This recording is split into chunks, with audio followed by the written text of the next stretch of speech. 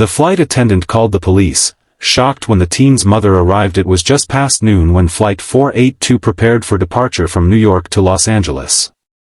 The cabin buzzed with the usual pre-flight chatter, passengers arranging carry-ons, children squirming in their seats, and flight attendants performing last-minute checks. Among the passengers was a tall, seemingly ordinary teenager named Jason Carter, clutching his backpack nervously as he scanned his boarding pass. At first glance, he looked like any other high schooler. But today, he was about to face a situation that would turn a normal flight into a story no one on board would forget. As Jason walked down the aisle, the lead flight attendant, a stern woman named Clara Benson, scrutinized his appearance with a raised eyebrow. Clara had worked for the airline for over 15 years, and she prided herself on maintaining order. Something about Jason, she thought, seemed off. Perhaps it was the way he avoided eye contact or the slight tremor in his hands as he placed his bag in the overhead compartment. "Excuse me, young man," Clara said, her tone sharp. "Can I see some identification?" Jason handed her his school ID along with a driver's permit he had recently obtained.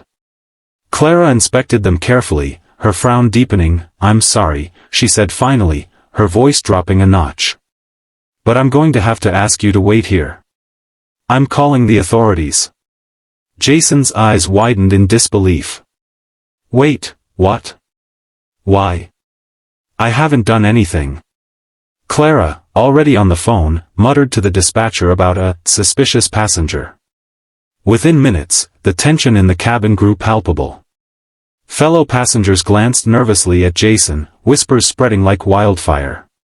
Some looked at him with suspicion, while others shot disapproving glances at Clara, sensing the situation might be escalating unnecessarily. Jason's heart raced. He felt humiliated, trapped, and, most of all, powerless. "Please," he said quietly, "you're making a mistake. I'm just trying to get home." Clara's eyes didn't soften. "Sir, you need to wait until the police arrive. This is for everyone's safety." Minutes later, two uniformed officers stepped onto the plane, eyes scanning the cabin. Jason's stomach twisted into knots. He had always known life could be unfair, but being treated like a criminal when he had done nothing wrong felt unbearable. As the officers approached him, Jason's phone buzzed. It was a text from his mother. "I'm on my way. Stay calm." Jason tried to steady his breathing, though he had no idea what she meant. Within moments, a sleek black SUV pulled up outside the terminal, and a woman stepped out with an air of authority that immediately silenced the nearby crowd. She was tall, poised, and radiated confidence, the kind of presence that demanded attention without a word. Clara's phone call ended, and she turned to the officers just as the woman strode into the cabin. "I'm Agent Victoria Carter," the woman announced, her voice steady but commanding. "I believe there's been a misunderstanding." Jason's jaw dropped. This was his mother, but she wasn't just his mother. Victoria Carter was the director of the FBI, one of the most powerful law enforcement officials in the country. The entire cabin went silent, passengers staring in shock as they realized who had just entered the scene. Clara's eyes widened, her confident demeanor faltering. I didn't know," she stammered, her previous certainty evaporating. Victoria approached Jason calmly, placing a reassuring hand on his shoulder.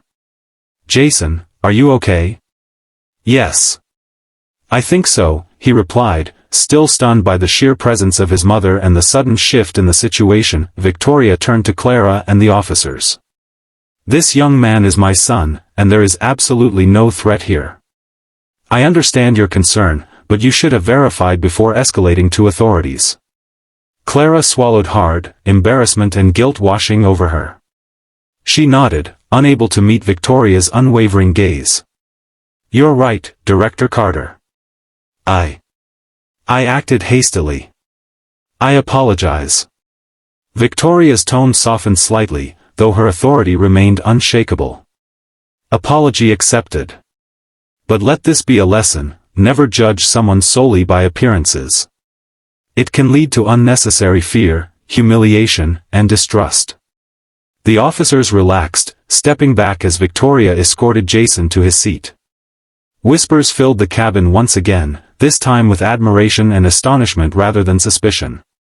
Passengers pulled out their phones, some discreetly snapping pictures, others murmuring about the unbelievable turn of events. As the plane prepared for takeoff, Victoria sat beside Jason, her hand reassuringly on his arm. "I know it felt overwhelming," she said softly, "but you handled yourself with dignity. That matters more than anything else."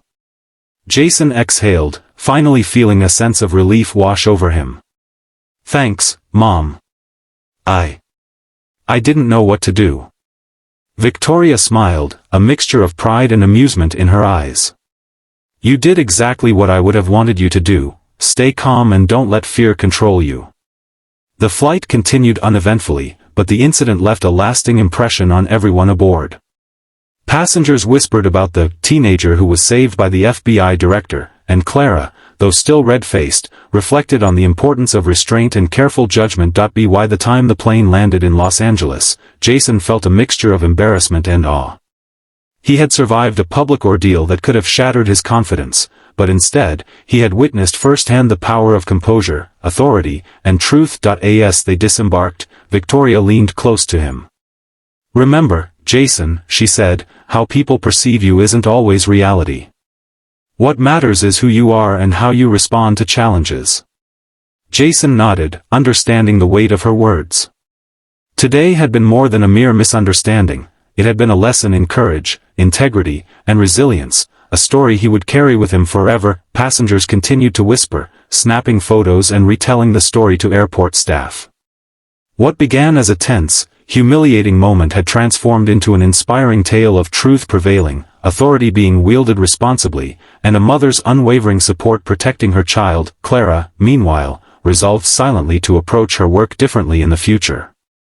She had learned a lesson in humility, and in the dangers of assumptions. As Jason and Victoria disappeared into the bustling terminal, the passengers returned to their routines, forever changed by a single flight that had reminded them that appearances can be deceiving, but courage, truth, and integrity always shine through. And somewhere high above the clouds, Jason couldn't help but smile, knowing that even in the most unexpected moments, extraordinary people, and extraordinary parents could change the course of a day, a story, and a life.